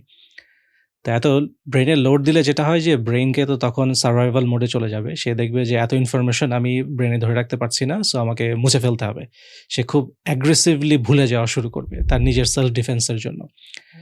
তো যেই ইনফরমেশনগুলো হয়তো তাকে খুব ট্রিগার করেছে, খুব ইমোশন ক্রিয়েট করেছে, শুধু সেইটুকু সে মনে রাখবে, বাকি সব কিছু সে ভুলে যাবে। বিড়ালের ভিডিও বা ফানি কিছু বা নাটক, এগুলো দেখা যাবে ইমোশনালি আপনাকে ট্রিগার করেছে। ওগুলোকে সে মনে রাখার জন্য যত ভালো, ভালো ইনফরমেশনের ভিডিও ছিল সেগুলো সব ব্রেইন থেকে মুছে ফেলেছে। তো এই কারণে যেটা হয় যে সোশ্যাল মিডিয়াতে আমরা ভালো কিছু শিখলেও পরে যখন এই আরও বেশি স্টিমুলেটিং কনটেন্ট দেখি, ওগুলো আমাদের ভালো ইনফরমেশনগুলোকে মানে বোরিং কিন্তু ভালো ইনফরমেশনগুলোকে মুছে ফেলে। কারণ ব্রেইনকে একটা সার্ভাইভাল মোডে থাকতে হয় যে এত ভিজুয়াল স্টিমুলেশন, এত অডিও স্টিমুলেশন ব্রেইন নিতে পারছে না। তাকে একটা টলারেশন লিমিটের মধ্যে তাকে থাকতে হবে। সো তখন সে ক্লিন আপ শুরু করে দেয়। ভাই একটা কাজ করা যেতে পারে কিনা? যেহেতু আমি নিজেও অনেক কিছু শিখতেছি, বাট মানে ইনফরমেশন ওভারলোড যেন না হয় এবং ব্রেইনকে আরো বেশি এনগেজ আমরা করতে পারি। একটা কাজ করা যেতে পারে হয়তোবা যে কোনো কিছু একটা নতুন শিখলাম, হয়তোবা আমি আমার নোটস আমার খাতায় আমি একটু লিখে নিলাম। তাহলে এট লিস্ট ওইটা নিয়ে একটু ভাবলাম, একটু রিকল করলাম। এইটা কি হেল্প করবে না? হ্যাঁ, অবশ্যই যত রিকল করবেন তত ব্রেইন বেশি মনে রাখতে পারে। এই কারণেই ওই যে স্পেসড রিকল টেকনিক একটা আছে না, যে লং টার্ম ইনফরমেশন মনে রাখার জন্য আপনি আজকে যেটা শিখলেন, সকালে যেটা শিখলেন সেটা রাতের বেলা মনে করবেন। তারপরে ২ দিন পরে গিয়ে আরেকবার মনে করবেন। ১ সপ্তাহ পরে গিয়ে আরেকবার মনে করবেন। এরকম যদি আপনি করেন তাহলে দেখা যাবে যে ওই ইনফরমেশনটা আপনি অনেক লং টাইম পর্যন্ত মনে রাখতে পারছেন। হিফজে এই কাজ করা হয়। হিফজে এরকম দৌড়, সাবাক যে কনসেপ্টগুলো আছে, আজকে যেই পেজগুলো শিখছে, ১ সপ্তাহ পরে গিয়ে সেই পেজগুলো আবার রিভিশন হয়। ১ মাস পরে গিয়ে আবার ওই ১ মাস আগের পেজগুলো রিভিশন হচ্ছে। এভাবে কিন্তু এই স্টুডেন্টরা হিফজ মনে রাখতে পারে। ৬০০ পৃষ্ঠা মনে রাখার পিছনে এরকম একটা খুব স্মার্ট টেকনিক আছে। তারা কিন্তু ব্রেইন সায়েন্সকে হ্যাক করে ফেলেছে, পুরো হিফজ ইন্ডাস্ট্রি। তারা খুব পারফেক্টলি ওয়েতে এই যে ব্রেইনের যে স্পেসড রিকল যে মেথডটা, যে একটা ডিউরেশন পর ব্রেইনকে রিকল করলে ব্রেইন ভুলে যাওয়া শুরু করতে থাকে যখন, তখনই আবার রিকল হয়, মেমোরাইজেশন হয়। আবার ভুলে যেতে থাকে, আবার রিকল হয়। তো এইভাবে করে হিফজ ইন্ডাস্ট্রি কিন্তু এই ৬০০ পেজ মুখস্থ করাচ্ছে ৬-৭ বছরের বাচ্চাদেরকে। তো ওই একই টেকনিক আপনি ইউজ করতে পারেন যেকোনো কিছু শেখার পিছনে। সো ভাইয়া আপনি আমাকে এমন একটা টেকনিক বলেন যে আমার ফোন থেকে ফেসবুকটা আনইনস্টলও করতে হবে না আমাকে, আবার আমি অ্যাডিক্টেডও হব না। কিভাবে পসিবল? এটা একটা ভালো উপায় হচ্ছে যে, যে অ্যাপগুলো আছে সেই অ্যাপগুলো আনইনস্টল করে ব্রাউজার দিয়ে facebook.com এ যাবেন। কারণ অ্যাপগুলো স্পেসিফিক্যালি বানানো হয়েছে আপনাকে এডিক্টেড করার জন্য, এবং অ্যাপগুলো অনেক কিছু করে। আপনাকে আপনার বিহেভিয়ার মনিটর করে, আপনাকে পুশ নোটিফিকেশন পাঠায়, যেটা এডিকশনের একটা সবচেয়ে বড় কারণ। এই পুশ নোটিফিকেশনে ট্রিগার হয়েই তো মানুষ বারবার অ্যাপটা ওপেন করে এবং ওপেন করে আটকে যায়। তো আপনি যদি ব্রাউজার ইউজ করে শুধুমাত্র ইউজ করেন, আপনাকে কিন্তু নিজে কনসাসলি গিয়ে facebook.com টাইপ করে যেতে হবে। যেটা আপনি অটোমেটিক্যালি করবেন না। এখন যেরকম অ্যাপ আপনাকে অটো পাইলট মোডে বারবার ওপেন করিয়ে দেয়, নোটিফিকেশন নাম্বার দেখে ওপেন করে ফেলেন, অ্যাপের উপরে ব্যাজ দেখে ওপেন করে ফেলেন, অটোমেটিক্যালি ট্রিগার হচ্ছে, ওইটা অনেকখানি কমিয়ে দেয়। আর আমরা কাভ ব্রাউজার ইউজ করে যদি আপনারা ফেসবুক ব্রাউজ করেন, একটা বড় সুবিধা হচ্ছে ওই আজে-বাজে কনটেন্টগুলো ব্লার হয়ে যাবে। সো আপনি অনেক গুনাহ থেকে বেঁচে যাবেন। আর প্লাস আমরা আরেকটা কাজও করছি রিসেন্টলি, এই ফিচারটা আনার প্ল্যান আছে যে আপনি যখনই কোনো সোশ্যাল মিডিয়াতে স্ক্রল করছেন, ১০ মিনিট হয়ে গেছে আপনাকে বলবে 10 মিনিটস, 20 মিনিটস, 30 মিনিটস, 1 আওয়ার। আজকে 1 আওয়ার, এই সপ্তাহে কিন্তু অলরেডি 6 আওয়ার্স হয়ে গেছে। এরকম আপনি যখন দেখতে পাবেন, তখন আশা করছি যে আপনি একটু চিন্তা করার সুযোগ পাবেন এবং হয়তো বন্ধ করে দিবেন। ভাই পুশ নোটিফিকেশনের একটা কথা বলতেছিলেন। মানে পুশ নোটিফিকেশন বা এই জিনিসগুলো কিভাবে ট্রিগার করে, মানে ডোপামিন হিটগুলা একটু বলতে পারবেন? তো পুশ নোটিফিকেশনটা তো হচ্ছে যে আপনাকে সাসপেন্স ক্রিয়েট করা। কিছু একটা আছে আপনার এখন গিয়ে দেখা দরকার। কিউরিওসিটি ট্রিগার করার। আর কিউরিওসিটি তো হচ্ছে ব্রেইনের জন্য একটা খুব স্ট্রং ইমোশন। যেমন অনেক সময় অ্যাঙ্গারকে ওভারকাম করে ফেলা যায় কিউরিওসিটি দিয়ে। এটা বাচ্চাদের বেলায় অনেকে ট্রাই করে যে বাচ্চা কোনো কারণে আপসেট হয়ে আছে, রেগে আছে। ওকে যদি হঠাৎ করে কোনো একটা কিউরিওসিটি ট্রিগার করে ফেলা যায়, সে তার আপসেট বা রাগটা ভুলে গিয়ে ওইদিকে চলে যায়। কারণ ব্রেইনে কিউরিওসিটি হচ্ছে more stronger than anger and sadness. একজন মানুষ খুব স্যাড আছে, তাকে যদি খুব স্ট্রং কিউরিওসিটি ট্রিগার করা যায়, দেখা যায় সে স্যাডনেসটা ভুলে গিয়ে ওই কিউরিওসিটির জন্য ওইদিকে চলে গেছে।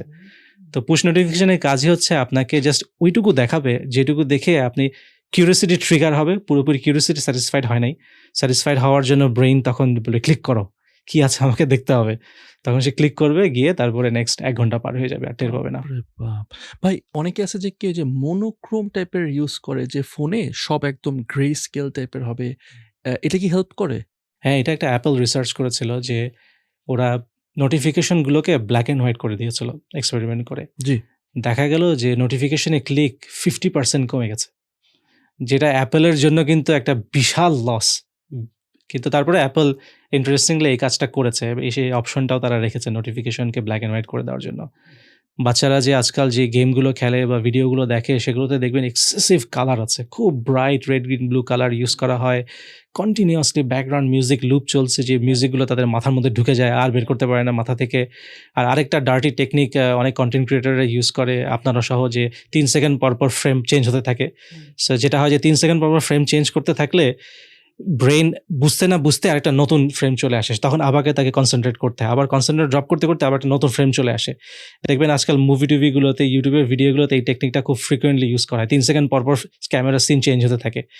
ওই হিন্দি সিরিয়ালে দেখবেন যে কিছু হলেই 10 জনের চেহারা দেখাতে থাকবে, কিছুক্ষণ পরপর একজন কথা বলবে, আবার 10 জনের চেহারা দেখাচ্ছে।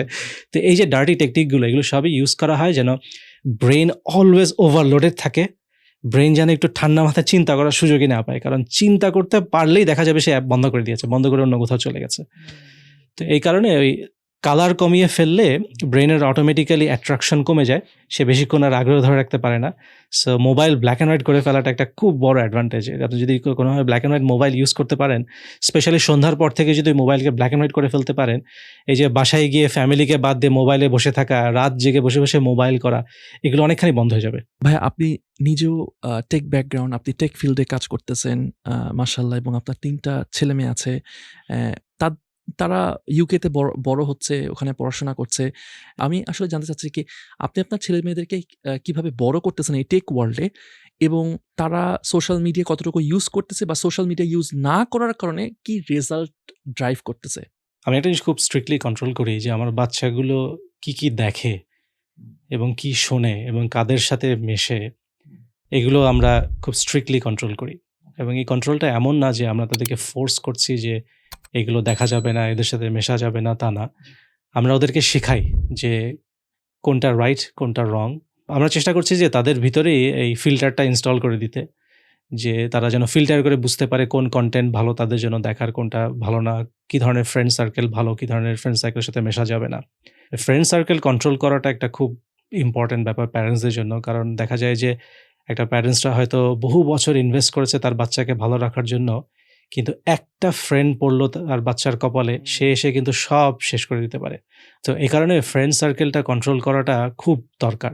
স্পেশালি বাচ্চাদেরকে বুঝিয়ে দেওয়া যে কোন ধরনের ফ্রেন্ড থেকে দূরে থাকতে হবে। কারণ ফ্রেন্ডরা বাচ্চাদের যেই ক্ষতি করতে পারে, সেই ক্ষতি আন্ডু করাটা খুব ডিফিকাল্ট আমাদের জন্য। বাচ্চাদেরকে শুধু না বললেও, ওই ফ্রেন্ডের সাথে মিশবে না, এই কথা বললে বাচ্চারা শুনে না। কেন মিশবো না, এটা এক্সপ্লেইন করতে হবে। সোশ্যাল মিডিয়া কিন্তু ইউজ করা যাবে না, কেন করবো না, এটা এক্সপ্লেইন করতে হবে। হার্মটা মাঝে মাঝে হয়তো তাদেরকে কিছুটা ইঙ্গিত দিয়ে দেখাতে হবে। হারাম জিনিস না দেখে যতটুকু হালালের মধ্যে থেকে তাদেরকে বলা যায়, দেখানো যায়, ওটা দেখিয়ে হার্মটা তাদেরকে এক্সপ্লেইন করতে হবে। এবং আমরা মনে করি যে বাচ্চাদেরকে বোর্ড হতে দেওয়া যাবে না। অ্যাকচুয়ালি বোর্ড হওয়াটা খুব ইম্পর্টেন্ট সবার জন্য। কারণ যখন মানুষ বোর্ড হয়, তখন ব্রেইন ফোর্সড হয় চিন্তা করার জন্য, এবং চিন্তা করলেই ক্রিয়েটিভিটি বাড়ে। সো বোর্ডমটা আসলে খুব দরকার। আমরা সবসময় বাচ্চাদেরকে ব্যস্ত রাখার চেষ্টা করি, যে ভিডিও দেখো, ভিডিও দেখা শেষ হলে গেম খেলো, গেম খেলা শেষ হলে অন্য একটা ছোটাছুটি করো, কিছু একটা। বাচ্চাদেরকে বোর্ড হতে দেন, ঘন্টার পর ঘন্টা বসিয়ে রেখে দেবেন। দেখবেন যে বাচ্চা নিজেই একসময় চিন্তা করে কিভাবে সময় পাস করা যায় বের করবে। যেমন আমার বাচ্চাগুলো দেখেছে যে কিছুই তো করা নেই, বাসায় আসলে সোশ্যাল মিডিয়াও করতে দেয় না, মুভিও দেখতে দেয় না, কার্টুনও দেখতে দেয় না, করোটা কি সারাদিন বসে বসে। সো তখন তারা কম্পিউটারে গিয়ে আস্তে আস্তে প্রোগ্রামিং ভিডিও দেখে প্রোগ্রামিং শেখা শুরু করে। বাবা মা হিসেবে এটাই আমাদের সবচেয়ে বড় দায়িত্ব। আমি বলবো যে বাচ্চাদের ফিতরাটা যেন কোনোভাবে নষ্ট না হয়ে যায়, করাপ্ট হয়ে না যায়, ফিতরাটা যেন সবসময় স্ট্রং থাকে। আল্লাহ তো আমাদেরকে একটা মিনি মুফতি দিয়ে দিয়েছেন আমাদের ভিতরে, যেটা হচ্ছে ফিতরা। এই ফিতরা কিন্তু খারাপ কিছু দেখলে সে একটা ফিলিং ক্রিয়েট করে যে এটা খারাপ, এদিকে যেও না। এটা একেবারে ছোটবেলা থেকেই মানুষের মধ্যে থাকে, বাচ্চাদের মধ্যেও থাকে। কিন্তু সমস্যা হচ্ছে যে একটা বাচ্চা যখন তার আশেপাশের সবাইকে খারাপ কাজ করতে দেখে, স্পেশালি তার বাবা-মারই যখন ফিতরা কম্প্রোমাইজড হয়ে গেছে, বাবা-মাই যখন টিভিতে খারাপ জিনিস দেখছে, বাবা-মাই যখন ভায়োলেন্ট গেম খেলছে, বাবা-মাই যখন মুভি দেখছে, বাবা-মাই যখন ফোনে গীবত করছে, আজে-বাজে কথা বলছে, তখন তো বাচ্চার ফিতরাটাও নষ্ট হয়ে গেছে। তো অ্যাজ এ বাবা-মা আমাদের উচিত হবে যে প্রথমত নিজেদের ফিতরাটাকে ঠিক রাখা এবং সেটা যদি যতটুকু পারি চেষ্টা করা, আর না হলে এটলিস্ট বাচ্চাদের ফিতরাটা যাতে নষ্ট না হয়ে যায়, যতটুকু সম্ভব বাচ্চাদের ফিতরাটাকে স্ট্রং রাখা। ভাইয়া আপনার বাচ্চাদের কথা বলছিলেন, মানে আমার খুবই ইন্সপায়ার্ড হচ্ছি আমি আলহামদুলিল্লাহ। মানে আমার একটা ছেলে এখন 5.5 বছর, মেয়ে আছে ছোট্ট আরো। আমার যেটা টেনশন ভাইয়া যে ডিভাইসগুলো তো হাতে আসতেছেই ভাইয়া, এবং ও যে ফ্রেন্ড সার্কেল যাদের সাথে আসলে বড় হবে, মিশবে, অনেক গেমস, অনেক কিছু ওদের চোখে আসতে থাকবে, যেটা আসলে আমি অনেক কিছু কন্ট্রোল করতে পারি না, থামাতে পারি না। স্পেশালি আমাদের ভাইয়া কথা হচ্ছিল রোবলক্স বা ফোর্টনাইটের মতো গেমগুলোর কথা। এগুলোর ভয়াবহতা যে আসলে কতটা, মানে কতটা ডেপথে, এটা আমরা প্যারেন্টসরা জানিও না। রোবলক্স, ফোর্টনাইট কিন্তু অনেকগুলো কান্ট্রিতে ব্যান করে দেওয়া হয়েছে। প্রায় 10-12টা কান্ট্রিতে এত বেশি বাচ্চার হার্ম হয়েছে, সর্বনাশ হয়ে গেছে এতগুলো বাচ্চার, যে ওই দেশগুলোতে আপনার রোবলক্স পার্মানেন্টলি ব্যান করে দেওয়া হয়েছে। এটা হয়তো অনেক প্যারেন্টসরাই জানেন না যে রোবলক্স কতখানি হার্মফুল। রোবলক্সের সমস্যাটা হচ্ছে যে রোবলক্সে যে কেউ গিয়ে গেম বানাতে পারে, যে গেমগুলো সবসময় ঠিকমতো রিভিউ করা হয় না। তো দেখা যায় যে ওই রোবলক্সের এই গেমগুলোর মধ্যে অনেক আপত্তিকর জিনিসপত্র চলে আসে। যেমন আমি যদি এক্সপ্লিসিটলি বলি যে রোবলক্সের মধ্যে নাইট ক্লাব আছে, যে নাইট ক্লাবে গিয়ে জঘন্য সব কাজকর্ম করা হয়। রোবলক্সে আপনার বাচ্চারা অন্য যে বাচ্চাগুলোর সাথে চ্যাট করছে বা কথা বলছে, আপনি কি জানেন তারা আসলে বাচ্চা কিনা? রোবলক্স ভর্তি হচ্ছে পেডোফাইল এখন। এই যারা এরকম child groomer, child sexual abuse করে, এই ধরনের লোকজনদের রোবলক্স ভরে গেছে। এরা ফেক প্রোফাইল বানিয়ে বাচ্চা সেজে ঢুকে এই প্ল্যাটফর্মগুলোতে এবং তারপরে অন্য বাচ্চাগুলোর সাথে সব নোংরা কাজকর্ম করে। আমাদের একটা লিস্ট ছিল যে যেকোনো রকম চ্যাট প্ল্যাটফর্মে কত রকমের হার্ম হয়। Over 130 different types of harm হয় যেকোনো চ্যাট প্ল্যাটফর্মে। তো যেই গেমে গিয়ে র‍্যান্ডম মানুষের সাথে চ্যাট করতে পারবেন, সেই গেমে সিভিয়ারস অফ হার্ম হবে। আর ফোর্টনাইট যেটা আপনি বললেন, ফোর্টনাইট তো এক্সট্রিমলি ভায়োলেন্ট একটা গেম। ফোর্টনাইট যে সময় বাচ্চারা খেলছে, পুরো সময়টা তো তারা গুলি করে একজনের মাথা উড়িয়ে দিচ্ছে, ঘিলু বের হয়ে যাচ্ছে, রক্ত ছিটায় পড়ছে, কোদাল দিয়ে কোপাচ্ছে একজনকে। ঘন্টার পর ঘন্টা বাচ্চারা বসে, বসে যদি এইরকম জঘন্য খুনাখুনি করে বেড়ায়, সেই বাচ্চা বড় হয়ে কি হবে? আর ইন্টারেস্টিং ব্যাপার হচ্ছে, ইভেন আপনি যদি ওয়েস্টার্ন মার্কেটেও দেখেন, এই গেমগুলো কিন্তু রেটিং 15+ বা 18+ এরকম কিন্তু রেটিং দেওয়া হয়। ইভেন ওয়েস্টার্ন মার্কেটে ওরা চায় না 15 এর নিচে কেউ এই গেমগুলো খেলুক। আর আমরা এখানে বাংলাদেশে 8-10 বছরের বাচ্চাদেরকে সেই গেমগুলো দিচ্ছি। এই গেমের যে একটা রেটিং আছে, এই ব্যাপারেও তো অনেকে অ্যাওয়্যার না যে এই রেটিং অনুসারে এই বছরের নিচে বাচ্চাদেরকে দেওয়াই যাবে না। আর ওয়েস্টার্নদের 15 রেটিং মানে আসলে আমাদের সাইডে হয়তো 40 রেটিং হবে, তাই না? আমাদের হয়তো কোনোদিনই খেলা উচিত না এই গেমগুলো। 15 রেটিং মানে হচ্ছে এভরিথিং অ্যালাউড, নিউডিটি অ্যালাউড, যত রকম ভালগার ওয়ার্ড আছে সেগুলো সবকিছু অ্যালাউড, এভরিথিং অ্যালাউড 15 মানে। ধরেন আজকে থেকে 30 বছর আগে যেগুলো 18 রেটেড হতো, সেগুলো এখন 12 দিয়ে ছাড়া হচ্ছে। কারণ 12 বছর পর থেকেই বাচ্চাদের জন্য ফুল সেক্স এডুকেশন ওয়েস্টার্ন কান্ট্রিতে অ্যালাউড। তাদেরকে এলজিবিটি শেখানো হচ্ছে, মাস্টারবেশন শেখানো হচ্ছে, সবকিছু শেখানো হচ্ছে 12 বছরের পর থেকে। সো ওয়েস্টার্ন স্ট্যান্ডার্ডে 12 মানে হচ্ছে কমপ্লিটলি হারাম মুসলিমদের জন্য। তো এই রোবলক্স এগুলোর তো রেটিং অনেক হাই। এই ধরনের গেম তো বাচ্চাদেরকে কোনোভাবেই দেওয়া যাবে না। আমাদের অ্যাটলিস্ট মুসলিম বাচ্চাদেরকে তো দেওয়ার প্রশ্নই ওঠে না। মজার কথা হইতেছে যে কি, আমি যখন স্ক্রিন টাইম কমাই দিয়েছি ভাই বিশ্বাস করেন আমার এটা I been doing this for the last 2-3 months. I am trying to detoxify আর কি মাই ডিজিটাল এই জিনিসটা আর কি, ওখান থেকে বের হয়ে আসার জন্য। এমন হয়েছে ভাই, আমি বন্ধ করে রাখছি সব কিছু, আমি লাইক আমি এখন করবোটা কি? আস্তে আস্তে আস্তে আস্তে আমি ফিগার আউট হয়ে গেছে। দেন আমি I started writing diary, notes লিখি এটা আমার কী কী ফিলিং, কী কী শিখলাম, কী কী জানলাম। নামাজটারও ঠিক মতো ভালো করে পড়তেছি, তাড়াহুড়া করে পড়তেছি না। তো হয় কি যে এগুলোর সময় তো সেরোটোনিন, পরে জানলাম যে সেরোটোনিন রিলিজ হয়। সো এটার জন্য বড় বড় কাজগুলো, বড় বড় টাফ কাজগুলোর সময় তখন আরও বেশি আমি দেখতেছি যে আমি আউটপুটটা অনেক বেটার আসতেছে, বিকজ ওইখানে হইতেছে আমার প্রিপারেশনের গ্রাউন্ড। সো এটা আসলে খুবই খুবই হেল্প হয় আলহামদুলিল্লাহ। এই নলেজটা কিন্তু খুব ইম্পর্টেন্ট। এই যে ব্রেনের যে 2টা কেমিক্যাল আছে, ডোপামিন অ্যান্ড সেরোটোনিন, জি জি, এগুলো কিভাবে কাজ করে, কিভাবে আমি ডোপামিন কমাতে পারি, সেরোটোনিন বাড়াতে পারি, যারা এটা বুঝতে পারে তারা কিন্তু খুব ইজিলি নিজেকে প্রোডাক্টিভ করতে পারে।